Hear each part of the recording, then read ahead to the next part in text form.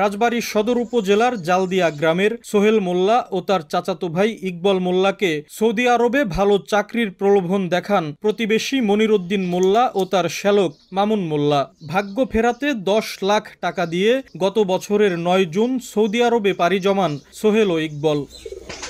সেখানে গিয়ে কাজ না পেয়ে উল্টো দালাল চক্রের নির্যাতনের শিকার হন তারা। কাজ দেয়ার আশ্বাসে চলতি বছরের 7 ফেব্রুয়ারি ভুক্তভোগীর পরিবারের কাছ থেকে আরও 2 লাখ টাকা নেন দালাল মনিরুদ্দিন ও মামুন। কিন্তু এরপর থেকেই পরিবারের সঙ্গে যোগাযোগ বিচ্ছিন্ন হয়ে যায় সোহেল ও ইকবলের। 3 মাস ধরে তাদের খোঁজ না মেলায় উদ্বেগ উৎকণ্ঠায় দিন কাটছে পরিবারটির। 2 দালালের বিরুদ্ধে মানব পাচার প্রতিরোধ ও দমন আইনে মামলা করেছেন সোহেলের স্ত্রী রিনা আক্তার।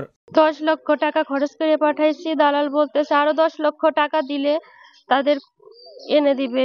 আমার স্বামী বা আমার ভাসুর বেঁচে আছে কিনা মারা গেছে আমরা জানি না, তাদের সাথে ফোনে কোনো যোগাযোগ নাই।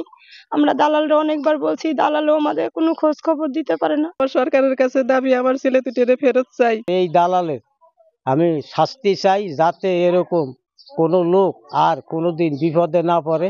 এ নিয়ে রিক্রুটিং এজেন্সির ওপর দায় চাপালেন 2 দালাল। এই বিদেশে ব্যাপারে এ পার্টি তো আমার কাছে হোস করে নাই যে তোমার শালা বিদেশে নিবি, আবার আমার শালাও জিজ্ঞাসা করে নাই জোগান নেব কি কন। এ বাবুদে আমি কিছুই জানি না। আমার পক্ষ থেকে এবং ট্রাভেল এজেন্সি তারা পাসপোর্ট ওইখান থেকে তাদের চাওয়া অনুযায়ী পাসপোর্টটা তাদের ব্যাক দিয়ে দেওয়া হয়েছে। তারপরে আমার আর কোনো দায়ভার নাই।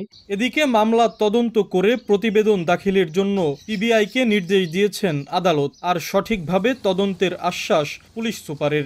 আমরা আমাদের তদন্ত কার্যক্রম শুরু করব প্রকৃত অপরাধীকে আইনের হাতে সোপর্দ করার জন্য। নিখোঁজ সোহেলের 1 মেয়ে ও ইকবলের 2 মেয়ে রয়েছে। আশিকুর রহমান, সময় সংবাদ, রাজবাড়ী।